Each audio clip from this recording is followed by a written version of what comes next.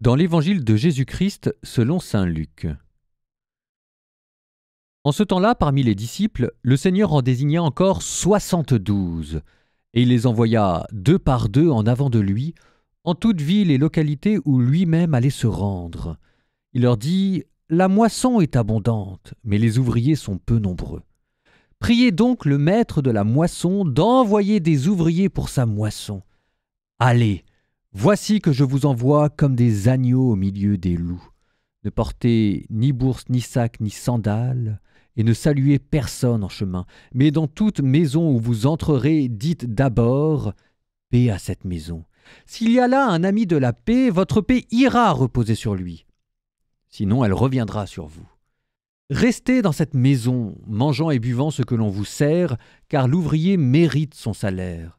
Ne passez pas de maison en maison. Dans toute ville où vous entrerez et où vous serez accueillis, mangez ce qui vous est présenté. Guérissez les malades qui s'y trouvent et dites-leur « Le règne de Dieu s'est approché de vous ».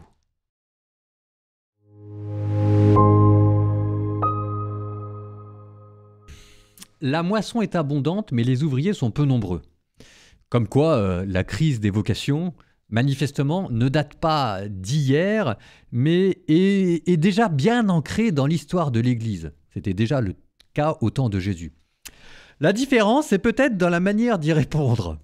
Pour nous, crise des vocations, on se dit « mince ».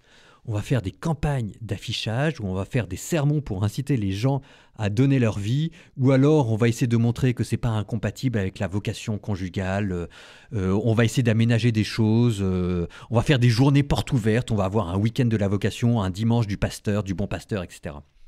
La réponse de Jésus à la crise des vocations est totalement différente. Il dit « écoutez les enfants, on n'est pas très nombreux, donc ce qu'on va faire, c'est qu'on va y aller. Je vais vous envoyer comme des agneaux au milieu des loups, sans bourse, sans sac, sans sandales, et vous arrêtez pas pour saluer les gens en tour de route, et puis vous priez, vous faites le bien, vous faites des miracles, vous prêchez, et on y va. » Ce qui est en fait une manière totalement délirante de répondre à la crise des vocations.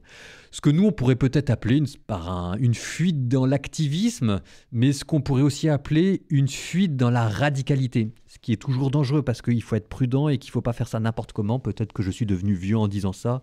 Mais vous voyez comment est-ce que Jésus, en face des urgences, ne prend pas de gants, ne déploie pas de grandes stratégies ou de commissions. Et c'est ce que je vous dis.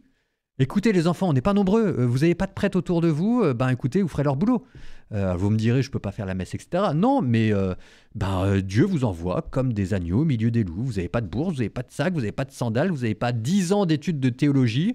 Ça ne vous empêchera pas de prier, de faire le bien et de faire des miracles. Donc, on y va. Je dis ça en riant. Mais c'est peut-être ce spectacle de la ferveur et de la radicalité chrétienne qui suscitera des vocations. En tout cas, elle a suscité la mienne.